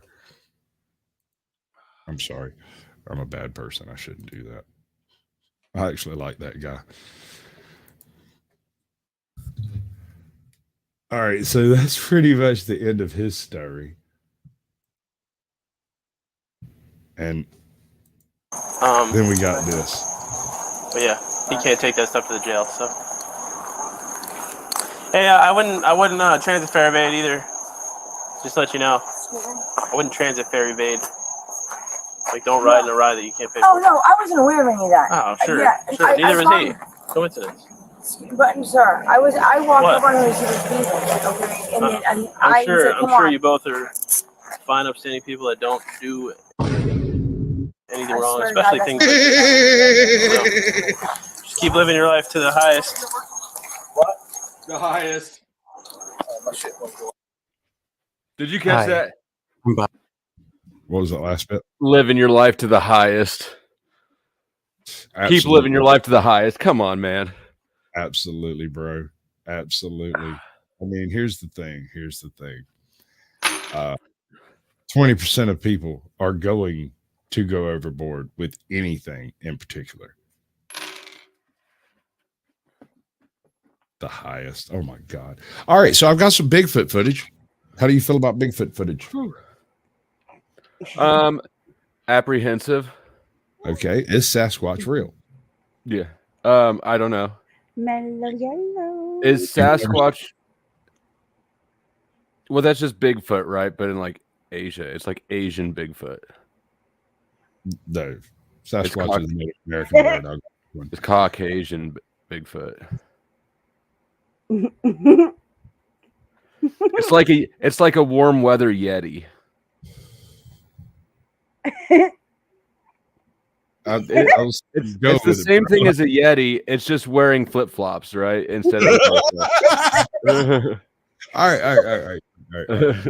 There is a particular bit of footage called the Freeman footage that was released a while back, and there's this really wild, convoluted tale about how this footage became released. I'm not sure I'm gonna get too far into that tonight. This is like a freaking 30-minute video, and it literally covers 12 seconds of footage. And now I love this dude, so we're going to listen to the opening of his video because I really like how this dude does his videos. It's Bob Gimlin, and he's absolutely one of the best narrators for Bigfoot material on YouTube. It's fantastic. Check this shit out. Bob Gimlin. And today I'd like to talk about the Freeman footage. And I'm very surprised I haven't discussed it before, because I find it to be one of, if not the, most compelling pieces of video evidence of an alleged Sasquatch. All right, y'all see that thing, right? Now, without motion, it's just a blob. Right? It's just a blob. There's nothing there. It's just a blob. Indeed. I think somebody tried to pop backstage and Welcome failed. in, Yeti Laugh. What's up, Snark and Sass? Good to see you, bud. Oh, shit. Aiden, synchronicity. Right? Aiden, welcome in. All right, so we're going to mute that and let this play through for a minute, and it'll start showing the actual footage in its unmolested state. Oh, shit. All right, so you see the thing, and there it goes. Mhm. All right, I'm going to break down why I don't like this footage in a minute. But how do you feel about what you just saw? Still apprehensive. Yeah, me too. Do you have a specific reason why? It just looks. There's nothing about the movement that is unhuman. Agreed. All right. So, Ajot, do you have an opinion on that particular footage? Yeah. Okay. I tried. I really try to involve her, but she's just not that type. Okay, so we have some, image stabilized I mean, footage. look at his long strides, like he's purposely trying to Exactly. do it. I mean, let's not talk about, the way his hands don't, line up from his shoulder on his arm. Yeah, there's a few things here that gives me the conclusion that that tree they're using to measure him is not 12 foot high, but more like 7. It's They not they 14. say it's They say it's 16. 16. Yeah. It's not 16 foot. It's more like 9, which makes that guy closer to 6 foot. What gives you that conclusion? All right, let's back up a hair and give him a couple of steps on the image stabilized version. Watch how he hops from foot to foot. He doesn't step. He kind of tosses himself forward on the next step.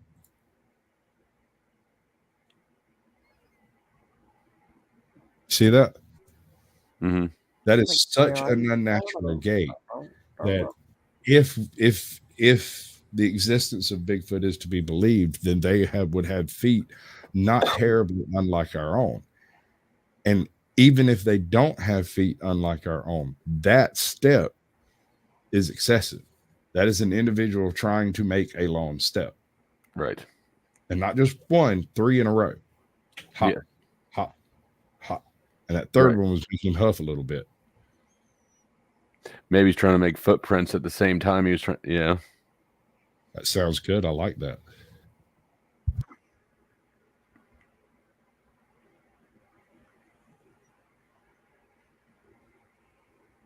All right, this bit is the second filming of it. That tree is the same tree. But my question is, he walks up and steps behind us a little bit of grass, and then he walks out from behind the grass again on this clip. But you see nothing of him below the waist in any of this. Right. And that's another thing I'll point out. Homie, whoever's in that suit, whatever's in that suit, he is staring straight down at his own feet so he don't trip. Yes. He reminds me of a person wearing fins trying to walk to the beach. Agree. Good evening, John D. Nicola. What's up, John D. Nicola? Welcome in. Bro, all right. So I'll give you a little tidbit on why we don't pull the trigger. You see something stand up on 2 legs and you can't verify it as a beast, then it might be murder. Because if he's just, cousin Harry and he's a little hairier than most, you just murdered a man. But it might be a Bigfoot. So is it worth the risk? I think so, probably. You're not the only one who said that. I brought home a gorilla costume when I was about 16, 17. I bought it at a pawn shop for like $14. I bring it home, set it on the table, and go in Who and the take fuck pawns a gorilla costume? I don't care. I got me a gorilla costume. I was happy as hell. Anyway, so I get home, I put it on the table, and I go take a shower. And when I get out, it's gone. And so's my pops. He comes home about 25 minutes later, and he looks at me. He goes, "You carry your ass out there in a gorilla costume, you're going to get shot." I was like, that's a personal risk I'm willing to take. I was going to ride a bicycle personally. I don't think Bigfoot rides bicycles. We don't know that, though. I know, but you shoot me on a bicycle, you get what you deserve. That Bigfoot was stealing my bicycle. It's not your bicycle. I bought it fair and square. Get me a motorcycle then, damn it. You want a gorilla costume? I'll get you a gorilla costume. I'm just wondering the pawn shop that accepts gorilla costumes as collateral. I don't know, dude. It was the same pawn shop I conned a sword out of a few years later. It was so ridiculous. I walked in and I was trying to tell the chick, you know, I'm a weird guy. I was trying to tell the chick I wanted to buy this. I walked in and was like, let me check out the sword. I said, wow, that's amazing. That's my sword. It belongs to me. And I stuck it. And she gave it to you? I walked out of there with that thing. I think I paid $9 for an actual broadsword. Like, no bullshit. I still have it. That's dope. Because they thought that it might have been stolen. But I was just trying to buy the damn thing. That was all. They just misunderstood the gimmick. No, they didn't misunderstood. They got lied to. That wasn't a misunderstanding. Well, as soon as I pay for it, it's mine, right? And I have every intention of paying for it, whatever you ask for. Sure. But the whole hey, that's mine. It's not like we were haggling here. It's not like, all right, well, what's your best price? It's like yeah, no, I like let me tell you the other shit that I bought. I bought a phone charger that didn't work once I got back to the car. I had a pair of really horrible glasses and a 8-ball that for some reason they had, and 2 things of like just an actual pool ball, and a pool ball? An actual fucking 8-ball, like black, white. This is the best pawn shop ever. It will take literally anything. Maybe. I only went there like 3 or 4 times, but I always bought something when I went there because they had the weirdest shit. I got this half a jar of peanut butter here. What do you think they give me for it? Well, it's not hopeless. You have a chance.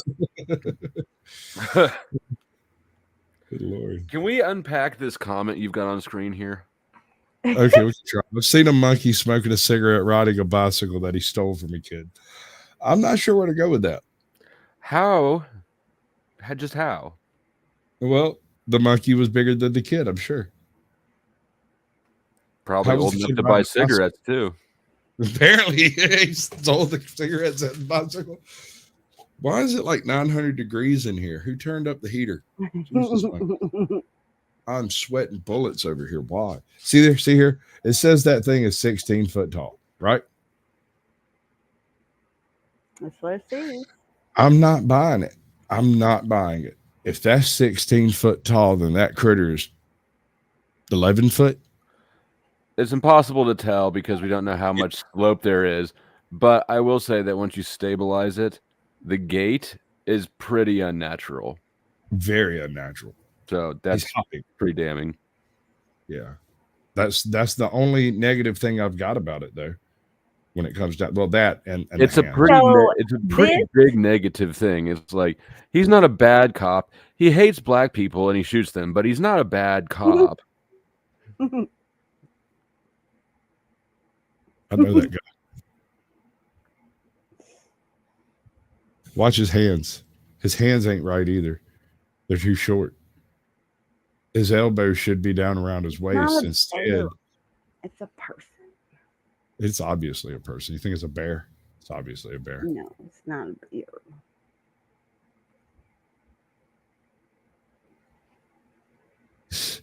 Standard poodle. Those things are huge. They're way bigger than you think they are. Dude, my girlfriend's dad came just to visit for a weekend, and he brought the dogs with him one time. One of them is a poodle, and that poodle's not allowed back at my house. That thing is fucking... It was guarding everything when he was asleep. It guarded my whole house from me. Right? We don't know all the details. The link is in the description if you want to go listen to Bob Giblin do the whole thing. I was mainly after these various shots of stabilized and unstabilized footage. I agree, Dennis, that they're real. Or they used to be, well, not used to be real, but there might not be any in existence currently. But there used to be, but this video is fake. I believe this video is fake. The reason I believe this video is fake is because homie is walking like a guy who just learned to wear clown shoes. Gosh.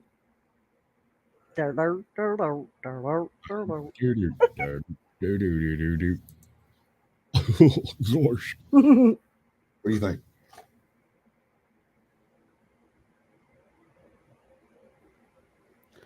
Yeah, well, it's not facing away. He's staring straight down at his feet, bro. That's what it looks like to me. Mm-hmm. And as far as whether or not there could be a large primate in North America, I believe up until 1919, there could have been. At least on the East Coast, there were enough American chestnuts to feed a large primate on the East Coast up until 1919. I didn't know primates ate chestnuts. If they were in North America, they probably would.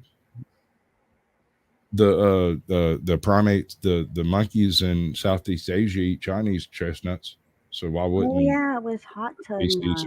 North America? I got a nut that would feed a large primate. I bet it would. I'm interested. Now I'm aroused. Just kidding. I changed my mind about it. Damn it. I always lose them right on the fucking brink. No. Look at this dude with his rolls tucked into his shirt. Hold on, bro. Did you miss it? You missed it. This dude has one of the best examples of why there is a Bigfoot on Earth. It's one of the best arguments for an honest Bigfoot hunter I've ever heard of. Is that foot? There's so many. It's so many. I'm going to let it play. But I'm not going to lie. I have not given the Bigfoot search proper attention. Okay. Sasquatch is actually blurry in real life. That's why you can't get decent footage of him. Shit. So this dude here, right here, homie with his fat rolls tucked in. He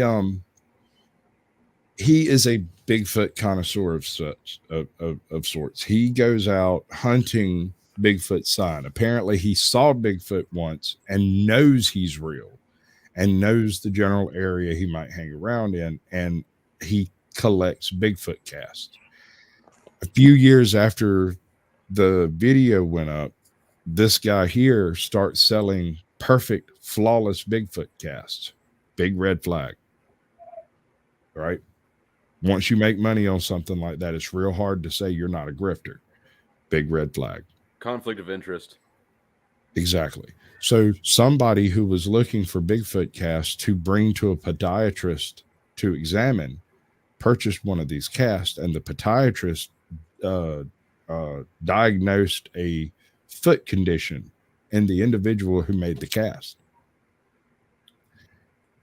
Okay. Wow.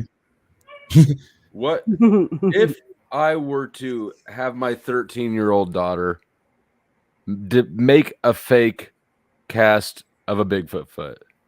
Bigfoot foot? Shut up. I'm sure a doctor would be able to find a disease in there because it was drawn by a 13-year-old. I'll even go that far. It goes further. So when he was collecting all of these Bigfoot casts, he didn't just cast the perfect ones to sell them. He cast everything. Everything. He's got all sorts of improperly formed Bigfoot prints out there. Bunches of them. And they all have the same condition? No. There are 5 different specimens that apparently he's been tracking. They have scars on their toes and feet, and you can track them based on the different footprints left behind. So either homie has put together a whole fleet of Bigfoot foots to run out and make Bigfoot tracks with. It'd be 5, wouldn't it? At least. Well, I guess there's different angles, and probably there's a variety even with just 5 feet. Okay, so here's the most intriguing part of his further casts. He didn't sell the crappy ones, the ones that he considered B tier, right? He only sold the clear, clean, perfect casts. He had hundreds of others, though. And a podiatrist looking at these other casts doesn't see a weird Bigfoot foot. They see an individual making a dynamic impression. So they think it's 1 foot? LBG. Several individuals. So several feet, a couple of them per individual ostensibly. Well, What did you say that last sentence then again before I ask the question about a dynamic imprint? All right. So this is a dynamic imprint. This was not made as a flat, squared off, perfect little Bigfoot track. This is a cast of a splooge where apparently someone's foot sunk into the mud and they almost tripped. And when you or I look at this cast, we would just see a little bit of a weirdness on the surface and it wouldn't mean anything. But once a podiatrist looks at this cast, they not only see the same foot problem from the other normal perfect cast, but it also has dermal ridges in the cast itself. Is that a Bigfoot toe print? Is it too big to be a human? The print itself is too big to be, it would be an extremely large human. Okay. All right. I'm simply saying the data is there on the cast, not that they are or are not Bigfoot. Yeah, I got you. And I'm with you there. I'm with you on the data. All right. But that's not the only type of dynamic cast he's got. He's got others where he didn't realize apparently when he was doing the cast itself, but it wasn't a foot. He has what appears to be the cast of a set of knuckles pushed into the mud. And they are ginormous. They're almost twice the size of a normal man's hand. Speaking of ginormous, somebody in the chat a minute ago was asking about Bigfoot penises in approximate words. Yeah. Oh, was that a hand? Go back. Probably going to glitch out. You know what they say about big feet, right? It's hard to find shoes. Actually, no, that is a diagram done by one of these podiatrist investigators over the actual the recreation of the cast to outline what the bones of the foot would have to look like. No, look behind it. That one up there. That might be hands. That does look like fingers, don't it? Big hands. Mm-hmm. That actually kind of looks like a palm, like somebody dug into the dirt. Because it's a negative, right? Or anyway. Welcome in, Independent Mini United. Oh, good to see you. It's motherfucking LBG. Independent Mini United. Yes. Yep. I got to wrap my head around that name for a second. I like it. Quite the juxtaposition. It's an interesting phrase of words. I like it. I like it a lot. So what we have is a close relationship between two individuals who are renowned in the Bigfoot community, one of which has a plethora, an unbelievable number of what he claims are either Bigfoot casts or something like that, right?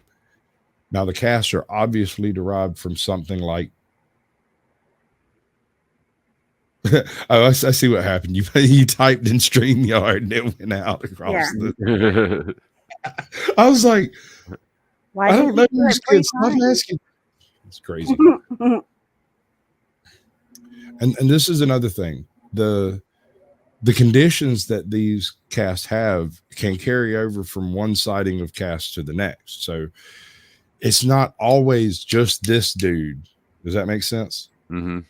When people find footprints, they come to him and they're like, hey, they're over here, and he goes out and makes casts of them. So whether people are screwing with him or what, I couldn't tell you, but it is a pretty janky environment. And do you know how many fossils we have of gorillas? No, I've never thought about that. Why would we need a fossil of a gorilla, of course? How many do we have? None. Not one fossilized gorilla. I don't know that I've ever seen a fossil of anything except for a seashell, now that I think about it. Shark's teeth. Okay. Yeah. Probably that. We got a place over here called the Lime Sinks where you can go pick up shark's teeth and sand dollars by the bucket. They're all made of limestone. I don't know. But my point is just because something's big and heavy boned, it don't mean you would necessarily have evidence of it. Even in a populated place like the East Coast. It wouldn't necessarily be fossil evidence. Correct. I mean, after all, we have very little fossil evidence for the lynx, and it's native. So,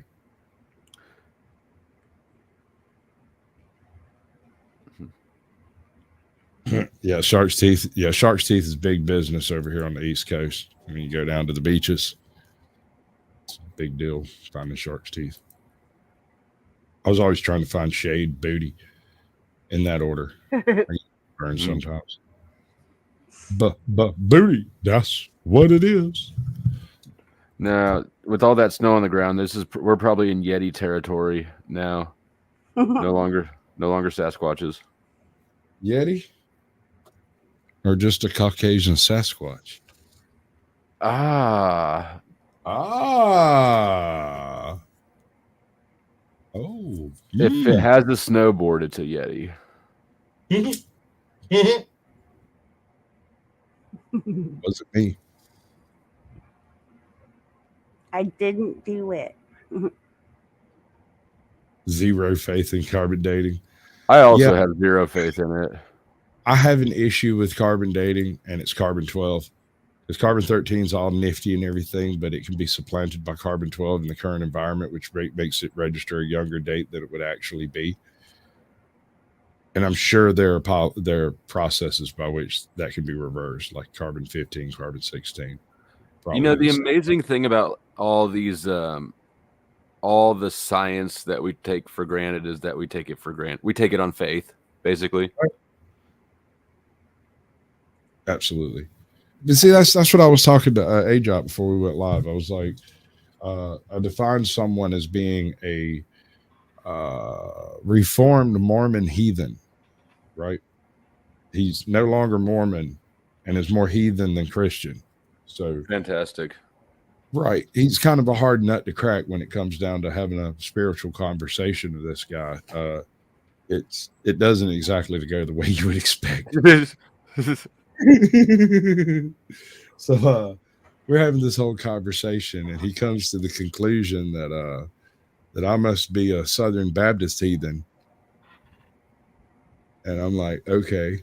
He also came to the conclusion that I was college educated. Boy, he missed that one by a long shot. So all of this was just based off of your accent and your vocabulary, wasn't it?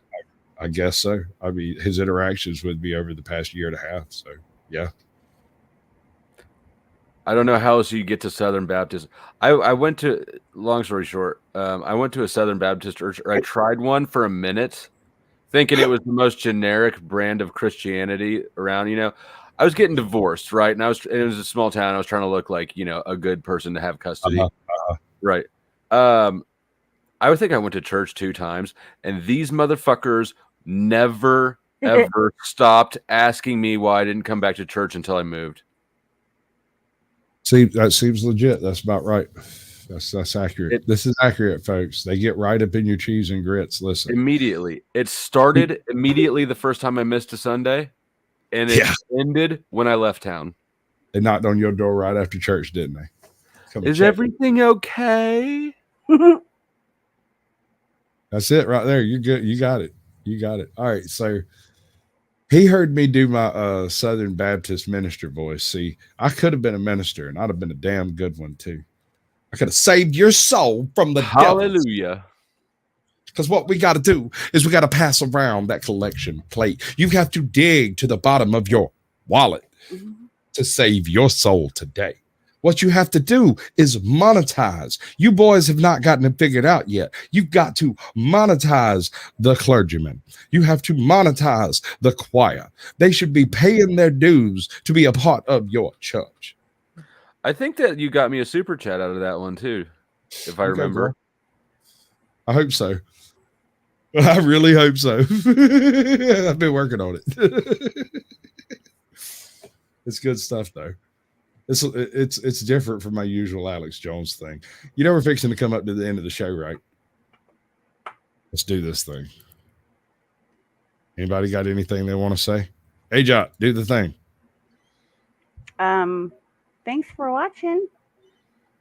Flow State, do the thing. No. All right. I could argue with you, but okay, what do you want to argue about? I'll argue the thing, but you can't just cold cock me like that, and you know that. That's why you do it to people. I know that's exactly why I do it to people. Check out what are the humans doing?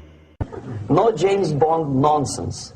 Subversion is the term, if you look in a dictionary or criminal code, is explained as an activity to destroy. Do you think you're ready? Can you handle the truth? Or are you in denial and demand more proof? They demonstrate. Just my way of saying you got that fire head.